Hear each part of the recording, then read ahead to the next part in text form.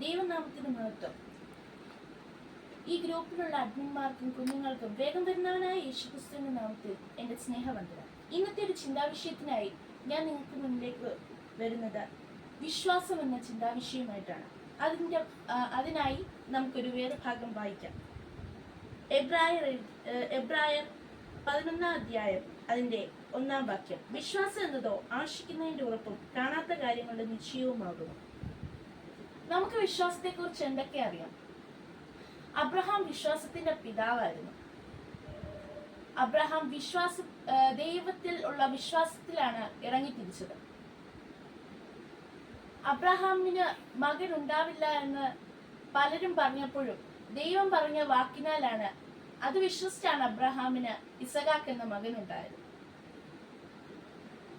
വിശ്വാസം നമ്മുടെ ഓരോരുത്തരുടെ ജീവിതത്തിൽ ആവശ്യമാണ്. അതിനായി നമുക്ക് ഒരു വേദഭാഗം കൂടെ വായിക്കാം.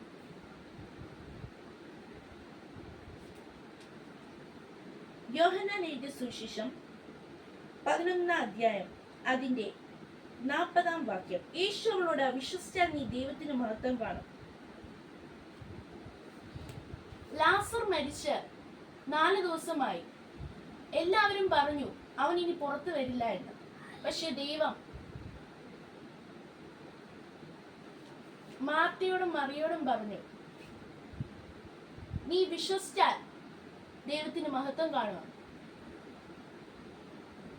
മാനുഷികമായി ചിന്തിച്ചു കഴിഞ്ഞാൽ മരിച്ച ആരും അങ്ങനെ ഉയർത്തെഴുന്നേക്കാറില്ല. പക്ഷെ യേശു അവിടെ ചെന്ന് അവരെ ആശ്വസിച്ചുകൊണ്ട് പറഞ്ഞു, നിങ്ങൾ ദൈവത്തിൽ വിശ്വസിച്ചാൽ ദൈവത്തിലുള്ള മഹത്വം കാണുക. അതുപോലെ തന്നെ നമ്മൾ ഓരോരുത്തരും നമ്മുടെ ഓരോ സാഹചര്യങ്ങൾ വെച്ച് നമ്മൾ ആരെയും നമ്മുടെ ഓരോ ഇപ്പോഴത്തെ അവസ്ഥ വെച്ച് നമ്മൾ ഒരിക്കലും ഒന്നും ചെയ്യാൻ പാടില്ല. പക്ഷെ നമ്മൾ വിശ്വസിച്ച് ദൈവത്തിന് മുന്നിൽ വിശ്വസിച്ച് കഴിഞ്ഞാൽ നമുക്കെല്ലാം സാധ്യമാവും എന്ന് പറഞ്ഞുകൊണ്ട് എൻ്റെ ഈ ചെറു പ്രസംഗത്തിൽ നിന്ന്